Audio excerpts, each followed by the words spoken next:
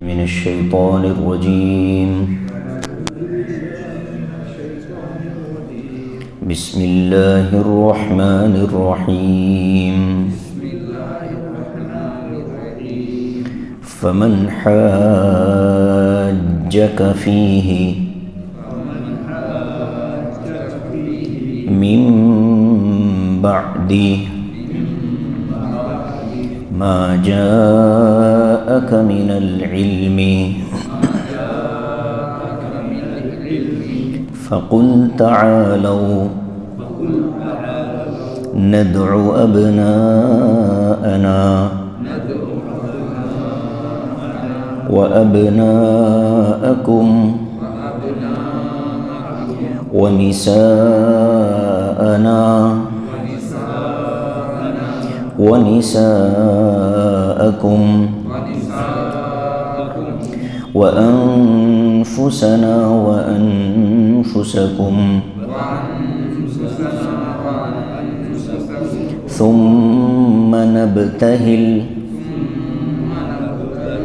فنجعل لعنة الله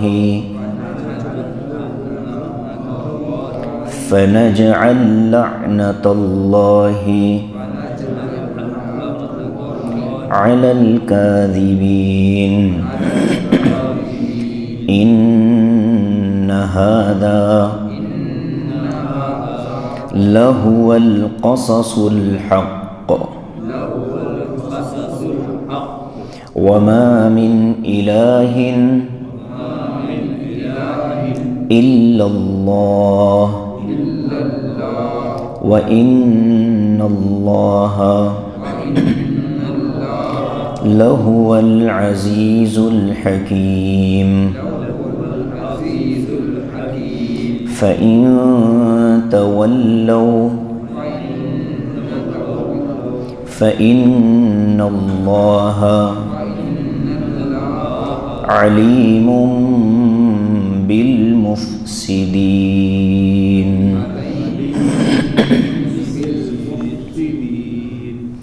صدق اللہ العظیم. فمن حاجک فیہ، پس جو آپ سے بحث کرے اس معاملے میں، من بعد ما جاءک من العلم،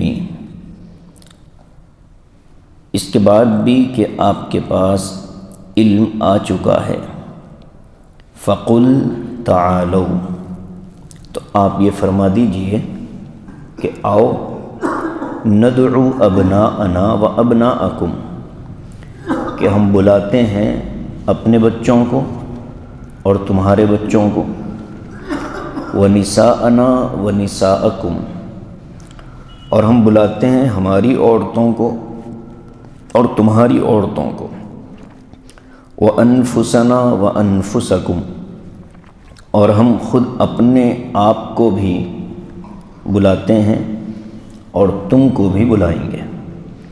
ثُمَّ نَبْتَهِلْ، پھر ہم آپس میں ایک دوسرے پر مل کر یہ دعا کریں گے، فَنَجْعَلْ لَعْنَةَ اللَّهِ، پھر ہم دعا میں اللہ کی لعنت مانگیں گے، علی الکاذبین، ان لوگوں پر جو ہم میں جھوٹے ہوں گے. ان ھذا لہو القصص الحق، یقیناً یہ باتیں اور واقعات بالکل برحق ہیں. وما من الہ الا اللہ، اور نہیں ہے کوئی معبود سوائے اللہ کے. وَإِنَّ اللَّهَ لَهُوَ الْعَزِيزُ الْحَكِيمُ، اور بے شک اللہ تبارک و تعالی ہی غالب ہیں، حکمت والے ہیں. فَإِن تَوَلَّوْا، پھر بھی اگر یہ لوگ بات نہ مانیں، پیٹ پھیر لیں، فَإِنَّ اللَّهَ عَلِيمٌ بِالْمُفْسِدِينَ، تو بے شک اللہ تبارک و تعالی فساد مچانے والوں کو خوب جانتے ہیں. یہ آیت قرآن مقدس کی اہم ترین آیتوں میں سے ایک ہے، اور اس میں ایک اصول اور ضابطہ بیان کیا گیا ہے. اوپر سے مضمون چل رہا ہے حضرت عیسیٰ اور حضرت آدم علیہ السلام کی تخلیق، اور اس تخلیق کے نتیجے میں ان دونوں کے درمیان میں جو مماثلت ہے، جو ایک یکسانیت ہے، اس کو بیان کیا گیا۔ اس پر میں نے گزشتہ درس میں گفتگو کی تھی کہ حضرت عیسیٰ و آدم کن کن چیزوں میں ایک جیسے ہیں، اور شروع صورت سے جو اکثر گفتگو کا حصہ ہے وہ حضرت عیسیٰ علیہ السلام کی ذات ہے۔ نجران کے عیسائیوں نے حضور صلی اللہ علیہ وسلم سے ملاقات کی تھی۔ نجران ایک علاقہ ہے، آپ علیہ السلام نے اس علاقے میں ایک اپنا خط بھیجا۔ خط میں یہ لکھا کہ میں نبی برحق ہوں، آخری نبی ہوں، اور بنو اسماعیل میں بھیجے جانے والا جو نبی تھا وہ میں ہوں، لہٰذا تم میری اطاعت کرو، مجھ پر ایمان لاؤ۔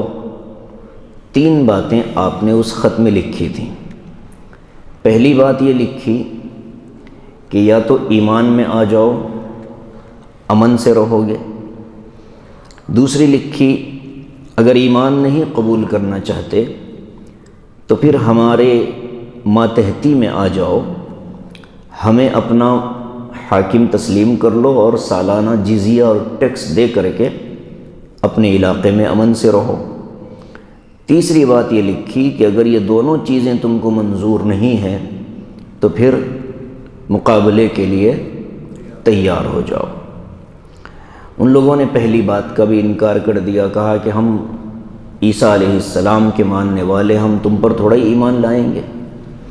دوسری بات، ہم طاقتور ہیں، تم سے تھوڑا ہی دبیں گے، اور جزیہ اور ٹیکس دینا یہ کمزوری کی علامت ہوتی ہے، ہم کمزور نہیں ہیں۔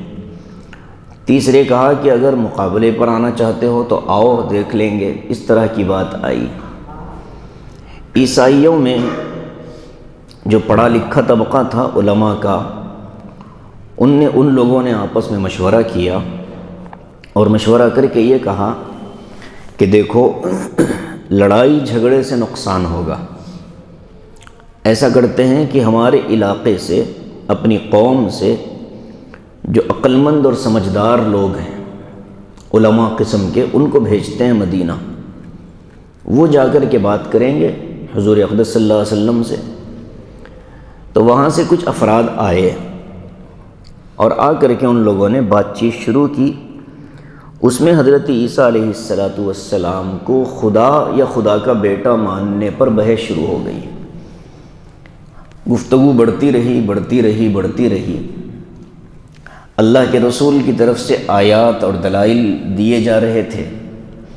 ان لوگوں کی طرف سے ان کے اپنے ذہن کے اعتبار سے ان کے دلائل تھے۔ ظاہر ہے کہ رسول اللہ صلی اللہ علیہ وسلم کے پاس جو دلائل ہیں وہ من جانب اللہ ہیں، حقائق ہیں، دلائل کے حقائق ہیں، اور ان کے پاس جو چیزیں تھیں وہ ان کے لوگوں کی طرف سے بیان کی گئی تھیں۔ تو حق اور باطل کو الگ کرنا دلیل کے ذریعے سے ہوتا ہے۔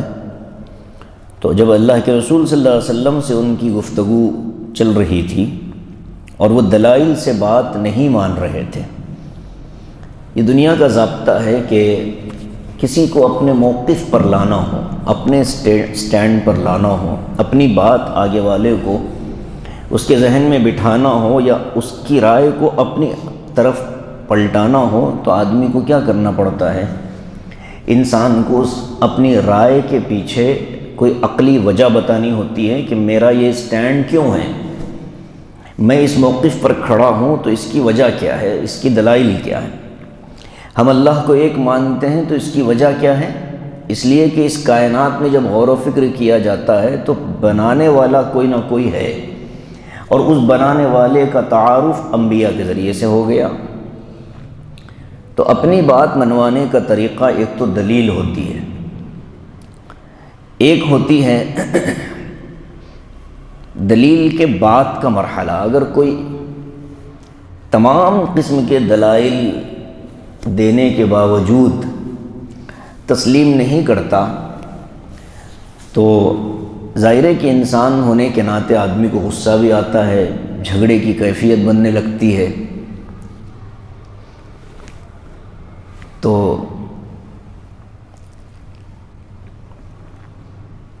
ایک شکل اللہ یہاں دے رہا ہے. وہ شکل کیا ہے؟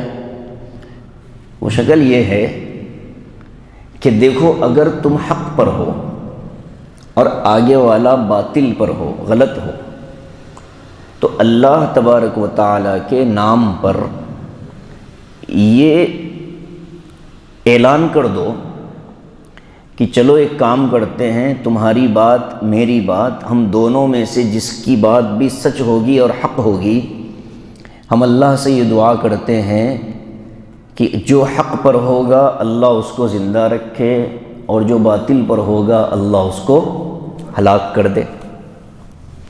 اسے کہتے ہیں عربی میں مباہلہ. ٹھیک ہے، مباہلہ اب تک نہیں ہوا تھا اسلامی تاریخ میں، یہ پہلی مرتبہ اللہ تعالیٰ نے یہ آیت نازل فرمائی کہ اب آپ یہ اعلان کریے. حضور اقدس صلی اللہ علیہ وسلم نے جیسے یہ آیت نازل ہوئی آپ نے فرما دیا ایک کام کرو، وقت طے کرو، تم اپنے بیوی بچوں کو بلاؤ، میں اپنے گھر والوں کو لے کر کے آتا ہوں، میں، میرے بچے، میری عورتیں، تمہارے بچے اور تمہاری عورتیں ایک وقت طے کریں گے، میدان میں جمع ہو جائیں گے، وہاں تم اور ہم مل کر اللہ سے یہ دعا کریں گے کہ اے اللہ ہم میں جو حق پر ہوگا اس کو زندہ رکھ اور جو باطل پر ہوگا اس کو ہلاک کر دے. حضور اقدس صلی اللہ علیہ وسلم پر یہ آیت نازل ہوئی. اب دیکھیے تھوڑا سا ترجمہ. فمن حاجک فیہ، اے نبی آپ سے اس معاملے میں، یعنی عیسیٰ علیہ السلام کے خدا کا بیٹا ہونے نہ ہونے کے معاملے میں جو آدمی بحث کر رہا ہے، من بعد ما جاءک من العلم، جبکہ آپ کے پاس اس کا پورا اور سچا علم آ چکا ہے، تو آپ کہہ دیجئے، فقل، آپ کہیے، تعالو، آؤ، عربی میں کہتے ہیں نا تعال، بلانے کو، کسی کو بلانا ہو تو کہتے ہیں تعال یا شیخ، آ جاؤ، تعالو، چلو سب، ندعو ابناءنا و ابناءکم، کہ ہم بلائیں گے مل کر اپنی اولادوں کو، تمہاری اولادوں کو، ابناءنا ہمارے بیٹے، ہماری اولادیں، و ابناءکم تمہاری اولادیں، و نساءنا و نساءکم اور ہم بلائیں گے ہماری عورتوں کو اور تمہاری عورتوں کو، و انفسنا و انفسکم ہم خود بھی رہیں گے تم خود بھی رہنا، ثم نبتہل پھر ہم اللہ کے سامنے مباہلہ کریں گے، فنجعل لعنت اللہ ہم یہ دعا کریں گے کہ اے اللہ آپ کی لعنت برسے، علی الکاذبین ہم میں سے جو جھوٹا ہے اس پر. یہ ترتیب بتا دی اللہ نے. تو اسے کہتے ہیں مباہلہ. لڑائی جھگڑے کی بہت سی قسمیں قرآن مقدس میں بیان کی گئی ہیں، منازعہ، مناقشہ، جی، مجادلہ، مباحثہ، مناظرہ، بہت سارے الفاظ ہیں، ہر ایک کی الگ الگ نوعیت ہے، اس لیے کہ ہر لڑائی نہیں ہوتی نا. تو یہاں جو تذکرہ ہے وہ مباہلے کا ہے. اب اس میں ہوا کیا، اللہ کے رسول نے یہ بات کہہ دی تو وہ اٹھ کر چلے گئے، اور جانے کے بعد جہاں ان کا قیام تھا وہاں مشورہ کرنے لگے کہ کیا کریں گے. بلا لیں گے اپنے گھر والوں کو، چلو حق اور باطل واضح ہو جاتا ہے. تو مشورہ ہو گیا بلانے کا ان کی طرف سے بھی، اور ان میں سے ایک آدمی تھا جو واقعی پڑھا لکھا بھی تھا، عقل مند تھا. اس نے کہا کہ کیا بیوقوفوں والی بات کر رہے ہو؟ کون ہیں؟ محمد ہیں، نبی ہیں، تمہارا دعویٰ نفس کی بنیاد پر ہے، محمد کا دعویٰ وحی کی بنیاد پر ہے. یعنی تمہاری لڑائی اب کس سے ہو رہی ہے؟ وحی سے ہو رہی ہے، اللہ کے کلام سے تم لڑنا چاہتے ہو، اور درمیان میں کون ہے؟ محمد صلی اللہ علیہ وسلم. تم ان کو نہیں مانتے لیکن وہ ہیں تو نبی. تمہاری کتابوں میں بھی لکھا ہے کہ آخری نبی آئیں گے، مکہ میں پیدا ہوں گے، مدینہ ہجرت کریں گے. یہ وہی تو نبی ہیں، بنی اسماعیل سے آنے والے. اور دیکھو اگر یہ مباہلہ ہو گیا اور ہم دونوں بیٹھ کر اللہ محمد صلی اللہ علیہ وسلم اور ہم ایک دوسرے پر لعنت کی دعا کر لیں تو ہم کو تو یقین ہے کہ وہ نبی ہیں، اور نبی اگر کسی پر لعنت کی دعا کر دے تو ہم تو مریں گے ہی، ہماری قیامت تک کی نسلیں تباہ ہو جائیں گی۔ ایک آدمی نے مشورہ دیا، عقل مند تھا، سمجھدار تھا، تو ان کو بات سمجھ آ گئی کہ یار قوم میں بڑا بننے کے چکر میں اپنی دکان خراب نہیں کر لینی چاہیے، آدمی کو اپنی حیثیت کو ختم نہیں کر لینا چاہیے، قوم تو ساتھ دینے والی نہیں ہے۔ لہٰذا ان لوگوں نے سوچا کہ اب کیا جواب دیں گے؟ کہا کہ وہ خط میں 3 باتیں تھیں، یا تو اسلام قبول کرو، یا جزیہ دو، یا جنگ مقابلہ کرو۔ ہم اسلام تو نہیں قبول کریں گے، اور ان کو دیکھنے کے بعد ان سے لڑنے کا بھی موقع اور ہمت ہمارے اندر نہیں پائی جاتی، بچا کیا؟ جزیہ دیں گے، اپنے امن و امان میں رہیں گے، طے کر لیا۔ اور اللہ کے رسول کے پاس آ کر ان لوگوں نے جزیے کی بات کی۔ جب وہ آ رہے تھے، نبی اکرم صلی اللہ علیہ وسلم اپنے گھر سے نکل رہے تھے، ساتھ میں حضرت فاطمہ، حضرت علی، حضرات حسنین کریمین، یہ 5 نفری قافلہ مدینہ منورہ کی گلیوں سے نکل رہا ہے۔ اور حال حال تک ایک مسجد ہوا کرتی تھی، مسجد اجابہ مدینہ منورہ میں، ابھی وہ تعمیراتی کاموں کی وجہ سے اس علاقے کو بند کیا ہوا ہے۔ وہ جو ہم ٹنل میں سے بس نکلی تھی، بس باہر نکلتے ہی وہ مسجد کی جگہ تھی، وہ مقام تھا جہاں پر حضور صلی اللہ علیہ وسلم پہنچ گئے تھے ان سب کو لے کر کے، اور بس دعا ہونا باقی تھی۔ وہ آئے، کہا کہ ہم آپ سے مجادلہ اور مباہلہ نہیں کریں گے، ہم آپ کو جزیہ دینے کے لیے تیار ہیں۔ نبی اکرم صلی اللہ علیہ وسلم نے کہا ٹھیک ہے، تحریر لکھ دو۔ صحابہ نے پوچھا کہ یا رسول اللہ، اگر وہ مباہلے پر آمادہ ہو جاتے اور آپ سے مباحثہ کر لیتے تو کیا ہوتا؟ تو حضور اقدس صلی اللہ علیہ وسلم نے فرمایا کہ یہ یہاں آنے والے جو 4-5 تھے، آگ برستی یہ مر جاتے، اور ان کے قبیلے نجران پر وادیوں سے آگ نکل کر کے ان کو 1 گھنٹے کے اندر ختم کر دیتی۔ پھر فرمایا اور 1 سال کے اندر پوری دنیا سے عیسائیت کا خاتمہ ہو جاتا تھا۔ اب یہ 3 باتیں اللہ کے رسول نے فرمائی کہ اگر مجادلہ ہو جاتا، مباہلہ ہو جاتا تو یہ سزا ان کو ملتی تھی۔ اب یہاں سے علماء نے بڑی عجیب نکتے نکالے ہیں جو واقعی ہم کو سمجھنا چاہیے، کہ جب کوئی آدمی اللہ اور اس کے رسول کی بات سناتا ہو، اپنی نہیں، اپنے ذہن سے نہیں، اپنے خیالات سے نہیں، رسول اللہ اور اللہ کی بات سناتا ہو تو تسلیم کر لینا چاہیے، مباحثے میں اور بحث میں نہیں پڑنا چاہیے، پہلی بات۔ دوسری بات، ہر معاملے میں اس طرح ایک دوسرے پر لعنت نہیں ہو سکتی۔ میاں بیوی لڑ لیے، بولے چلو جو ہم میں سے غلط ہے وہ مر جائے، یہ نہیں ہو سکتا، یہ جائز نہیں ہے۔ یہ صرف کہاں ہوگا؟ حق اور باطل، ایک ہوتا ہے حق اور ناحق، ایک ہوتا ہے حق اور باطل۔ تو ایمان اور کفر کی جب بات آتی ہے تو وہاں یہ بات چل سکتی ہے، ہر لڑائی میں نہیں ہوگا کہ چلو میں بھی نکلتا ہوں تم بھی نکلتے ہیں، میں تم پر بد دعا کرتا ہوں تم مجھ پر بد دعا کرو۔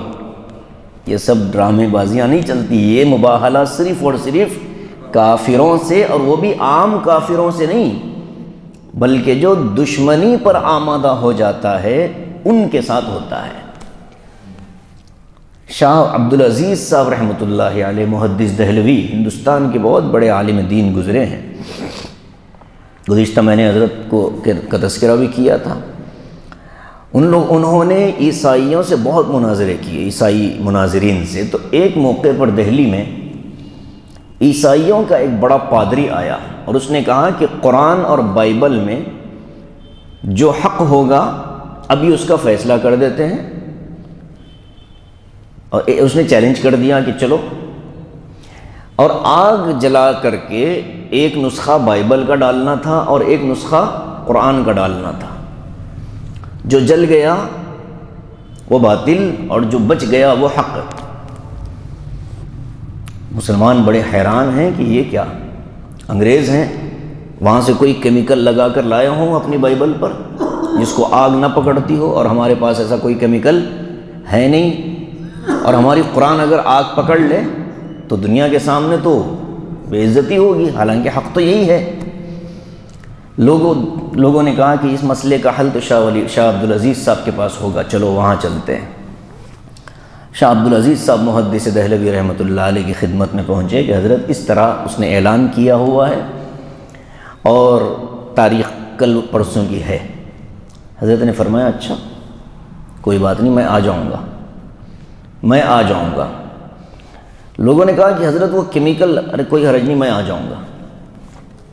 مسلمان جمع ہو گئے، غیر مسلم جمع ہو گئے، عیسائی جمع ہو گئے، آگ لگا دی گئی، بائبل لائی گئی اور قرآن منگایا گیا۔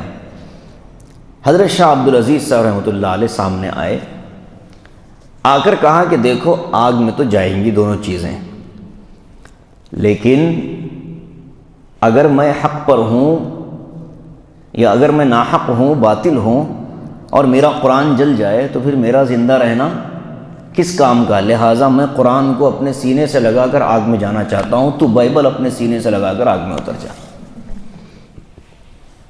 اب وہ پادری کہنے لگا نہیں۔ حضرت نے فرمایا کہ اگر تیری کتاب برحق ہے تو تو بچے گا، اور اگر میری کتاب برحق ہے تو میں بچوں گا۔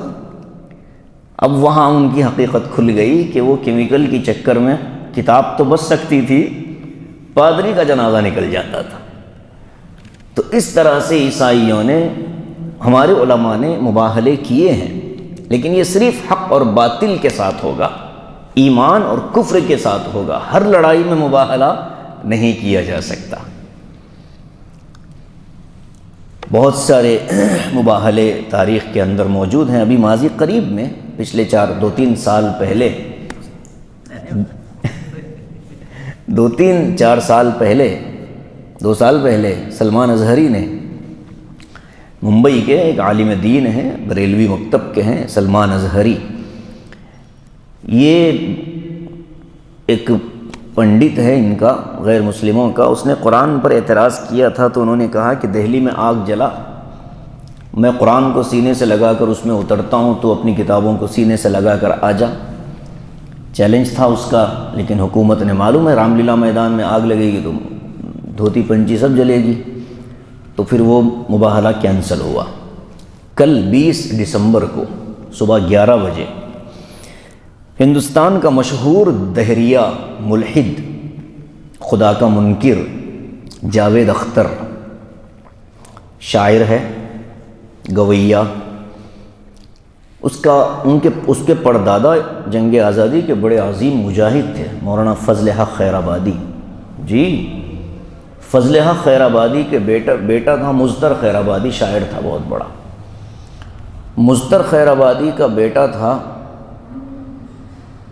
ایک خیر آبادی، اس کا بیٹا ہے یہ شیطان، کیفی اعظمی کا داماد ہے، وہ بھی شاعر یہ بھی شاعر۔ شروع سے جاوید اختر نے اللہ کا انکار کیا ہوا ہے، وہ مسلمان نہیں ہے، وہ کسی بھی مذہب کا نہیں ہے، دہریہ کہتے ہیں، ایتھسٹ، قرآن کا یعنی ہم مذہب کو مانتے ہی نہیں، مذہب نام کی کوئی چیز ہے ہی نہیں، کلچر ہے، ہم کلچر کے تحت جیتے ہیں، اس لیے وہ ہر مذہب والوں سے اس کی لڑائی چلتی رہتی ہے۔ تو کل 20 دسمبر کو دہلی میں ایک ڈیبیٹ ہونے والا ہے اللہ کے وجود پر، خدا ہے یا نہیں ہے۔ نہیں ہے بولنے والوں کی طرف سے جاوید اختر بات کرنے والا ہے، خدا ہے بولنے والوں کی طرف سے یعنی ہم سب مسلمانوں کی طرف سے کلکتے کے ایک بہت نوجوان اور فعال عالم دین ہیں، مفتی صاحب ہیں، ان کا نام ہے مفتی شمائل ندوی، مفتی شمائل ندوی، بہت ڈاکٹریٹ پڑھ رہے ہیں وہ ملیشیا میں، وہ ہماری طرف سے بات کریں گے مسلمانوں کی طرف سے، اور یہ ڈیبیٹ لائیو چلے گا یوٹیوب چینل پر، کل صبح 11 بجے کا اس کا ٹائم ہے۔ یہ بھی مباہلہ ہے، ایک طرف سے خدا کے ماننے والے ہیں اور ایک طرف خدا کا انکار کرنے والا، یعنی اس دور میں بھی خدا کے منکرین موجود ہیں اور اچھی خاصی تعداد میں موجود ہیں، اور وہ یہاں کمبخت اپنے ملک میں بیٹھا ہے، بہت سارے لوگ اس کو پسند کرتے ہیں، بہت سارے لوگ اس کی باتوں کو اپنے واٹس ایپ اسٹیٹس پر لگاتے ہیں، حالانکہ وہ خدا کا دشمن، خدا کا منکر، دہریہ، ایتھسٹ اور بددین ملحد آدمی ہے۔ آج کے دور میں بھی یہ چل رہا ہے۔ ہر دور میں دین اسلام کی حقانیت کو ثابت کرنے کے لیے میدان میں اترنے والی جماعت کس کی ہے؟ علماء کرام کی ہے۔ کون دنیا میں ایسا انسان تھا جو اس سے مقابلہ کر سکتا تھا؟ علماء ہی کو کرنا تھا۔ تو اب دیکھیے مباہلہ کرنے کی طاقت کس کے پاس ہوتی ہے؟ جس کے پاس معرفت اللہ کی مضبوط ہو اور علم اس کا ٹھوس ہو، ایسا آدمی دینی گفتگو بھی کر سکتا ہے۔ لہٰذا ہر ایرے غیر نتھو خیر آدمی کو، ہر مومن کو، ہر عام مسلمان کو غیر مسلموں سے اس طرح کی گفتگو کی اجازت نہیں ہو سکتی۔ یہ ہے اصل بتانا۔ ہر آدمی جا کر کہے کہ چلو میری قرآن سچی، تمہاری گیتا خراب ہے، چلو لڑتے ہیں مقابلہ، تو دونوں جلیں گے، اس لیے کہ اللہ کے پاس ضابطہ ہے، اور ضابطے کے خلاف جائیں گا تو نقصان اٹھائے گا آدمی۔ تو مباہلہ آج بھی ہو سکتا ہے، لیکن شرط یہ ہے کہ وہ مباہلہ حق اور باطل کے درمیان ہوگا۔ ہر لڑائی جھگڑے میں مباہلہ نہیں کیا جا سکتا۔ رائے میں اختلاف ہو جائے، مشورے میں، تو بولے چلو باہر نکل کر کے بد دعا کرتے ہیں، جو حق ہے وہ جیتے گا، جو باطل ہے وہ تباہ ہو جائے گا، نہیں ہونا چاہیے۔ ایسے ہی اہل علم اور دیندار طبقے کو، اے مرغی خاموش بیٹھ، مرغی جناؤں چوب کا چھوٹو ہٹاؤ، اس کو بیچ میں سے ادھر بٹھاؤ، بیچ والے کو اٹھا دو وہاں سے، ہاں اس کو ادھر بٹھا دو، شاباش۔ تو رائے کا اختلاف برداشت ہے، حق اور باطل کا اختلاف برداشت نہیں ہو سکتا۔ نبی اکرم صلی اللہ علیہ وسلم اپنے ساتھ کن لوگوں کو لے کر چلے؟ حضرت فاطمہ، حضرت علی اور حسنین کریمین دونوں۔ حسنین کا مطلب دو حسن، یعنی حسن اور حسین، ان دونوں کو ملا کر حسنین کہا جاتا ہے۔ ہمارے سیکرٹری صاحب بھی حسنین ہیں، دونوں کا ایک نام ہے ان کا۔ تو اب دیکھیے الفاظ پر غور کیجئے۔ حضور نے فرمایا ابناءنا، ہم اپنے بچوں کو لاتے ہیں۔ حضور کس کو لے کر کے آئے؟ نواسوں کو اور اپنی بیٹی کو۔ تو مطلب یہ ہے کہ نواسے اور پوتے یہ بھی اپنے ہی بچے کہلائے جا سکتے ہیں، یہ ہمارا بچہ ہے، مطلب یہ ہے کہ ہماری نسل کا بچہ ہے، ہمارے خاندان کا بچہ ہے۔ رسول اللہ صلی اللہ علیہ وسلم اپنے ساتھ اپنی دوسری بیٹیوں کو نہیں لائے، بلکہ جو چہیتے نواسے تھے ان کو لا لیے۔ آگے فرمایا نساءنا، اپنی عورتوں کو۔ ہماری اپنی اصطلاح، ہمارے اپنے معاشرے میں ہماری عورت سے مراد کون ہوتی ہے؟ ہماری گھر والی ہے، بیوی، لیکن اللہ کے رسول کس کو لے کر چلے؟ بیٹی کو۔ اس کا مطلب یہ ہے کہ ہمارے گھر کی عورتیں، جب ہم یہ کہتے ہیں تو اس کا مطلب ہوتا ہے کہ گھر میں رہنے والی ہماری والدہ، ہماری اہلیہ اور ہماری بہن اور بیٹی، یہ بھی مراد ہو سکتی ہے۔ آگے حضور نے فرمایا انفسنا، قرآن نے فرمایا انفسنا، ہم خود آئیں گے، وانفسکم، تم بھی آؤ۔ انفسنا کے اندر حضور کی ذات خود داخل ہے۔ اب حضور خود جب بلا رہے ہیں تو اپنے آپ کو بلانے کی کیا ضرورت ہے؟ ہم نہیں کہتے کہ میں طبیعت نہیں چاہ رہی تھی لیکن میں نے خود کو تیار کیا، میں آنا نہیں چاہ رہا تھا لیکن میں نے خود کو تیار کیا، یعنی حضور صلی اللہ علیہ وسلم خود بھی آ رہے ہیں، تو اس لیے قرآن نے کہا انفسنا و انفسکم۔ اور اس میں ایک اور نکتہ ہے کہ آگے والے ہو سکتا ہے کہ یہ جو گفتگو کے لیے آئے ہیں یہ بدل کر کسی اور ٹیم کو بھیج دیں، نہیں، تم کو خود آنا ہے، اس لیے فرمایا میں آ رہا ہوں اور تم کو آنا ہے۔ میدان میں جو گفتگو کر رہا ہے اس کو سب سے پہلے سامنے رہنا ہے۔ ثم نبتہل فنجعل لعنت اللہ، پھر ہم مباہلہ کریں گے اور ایک دوسرے پر اللہ کی لعنت کی دعا کریں گے۔ لعنت کہتے ہیں رحمت سے دور ہونا، اللہ کی رحمت سے نکل جانے کو کہتے ہیں لعنت کا شکار ہونا۔ اور جب آدمی اللہ کی رحمت سے نکلے گا، لعنت کا شکار ہوگا، تو ظاہر ہے کہ اللہ کے غضب کا مستحق ہوگا۔ اسی لیے اپنی اولاد کو، اپنے جانوروں کو، اپنی سواریوں کو، اپنے چیزوں کو، اپنے گھر کو کبھی بد دعا نہیں دینی چاہیے، کبھی اس پر لعنت نہیں برسانی چاہیے۔ لوگ اکثر اپنی گاڑیوں کو لعنت کر دیتے ہیں، چلتی چلتی گاڑی خراب ہو جائے تو پتہ نہیں کیا کیا گالی گلوچ گاڑی کے ساتھ نکال دیتے ہیں، کیا کیا لعنت کے جملے کہہ دیتے ہیں، اور خدا نہ خواستہ فرشتے نے آمین کہہ دی اور اللہ کے دربار میں قبول ہو گیا تو اس کی تو ہلاکت طے ہے۔ بچوں کو مائیں غصے میں آ کر کے بد دعائیہ جملے کہہ دیتی ہیں، میری جان کھا رہے ہیں، کیا بولتے وہ، مٹھی پڑو، ہاں مٹھی پڑو، یہ بد دعائیہ جملہ ہے، یہ لعنت کا جملہ ہے۔ مطلب کہ تو مرے اور تیری قبر پر مٹی گرے، یہ ہے بد دعائیہ جملہ۔ منہ پہ مٹھی پڑو کا مطلب یہ تھوڑا ہی کہ کوئی اوپر اٹھا کے مٹی ڈالے گا، نہیں، یہ تو مٹی میں دفن ہونے کی بد دعا ہے۔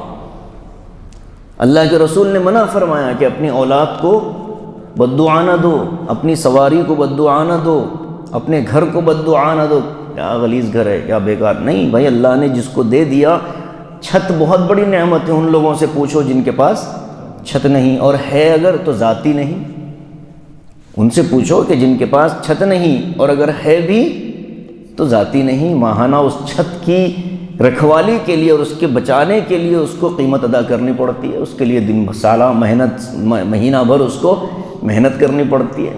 اس لیے اپنی چیزوں پر کبھی بد دعائیہ جملے نہیں ہونے چاہیے۔ ہاں اگر کوئی چیز نقصان دہ آ جائے تو قرآن نے طریقہ بتایا ہے، الذین اذا اصابتہم مصیبۃ قالوا انا للہ وانا الیہ راجعون۔ ہم نے اس انا للہ وانا الیہ راجعون والے ترجیع والے جملے کو صرف موت کے لیے خاص کر دیا ہے۔ کوئی گیا تو انا للہ، ارے بھائی چلتے چلتے ٹھوکر لگی تب بھی حکم کیا ہے، انا للہ پڑھو۔ کوئی چیز ہم کو نظر نہیں آ رہی، ہماری اپنی چیز گم ہو رہی ہو، انا للہ پڑھو۔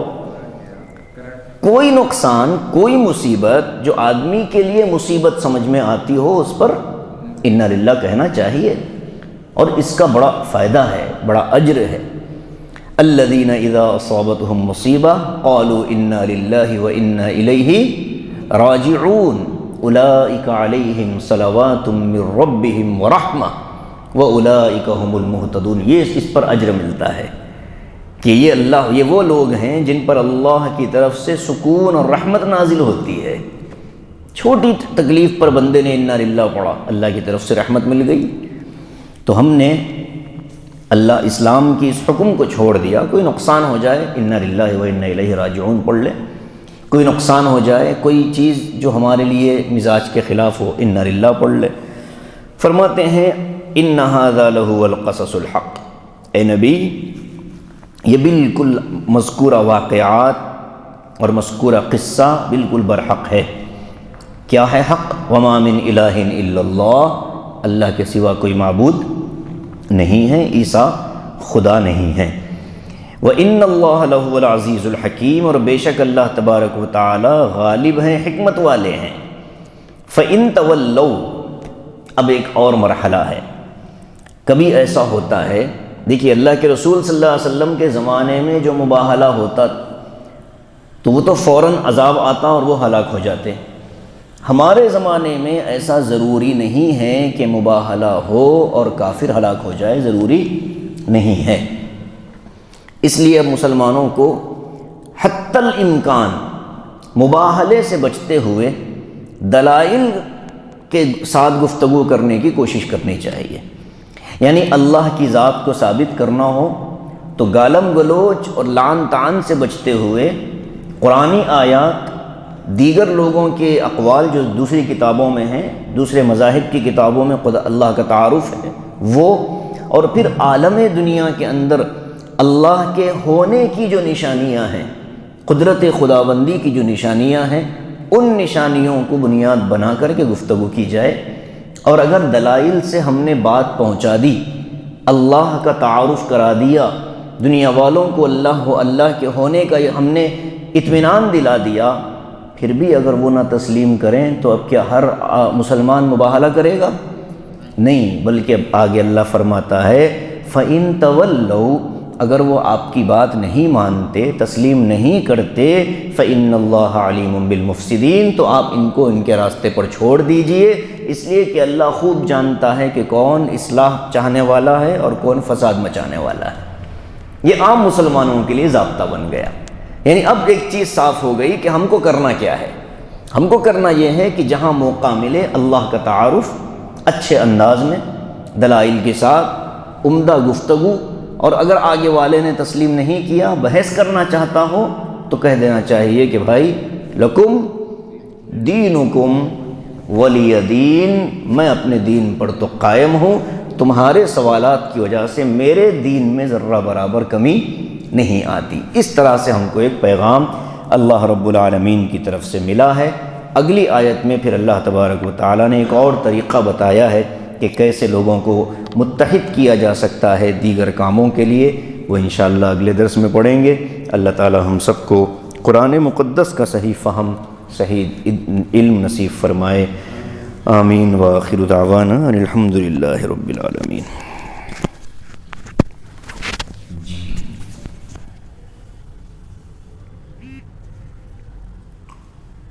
کیا نام ہے تمہارا؟ شام؟ عشان؟ عشان مطلب عشاء کی اذان؟ کیا نام؟ پورا نام کیا؟ عشان احمد۔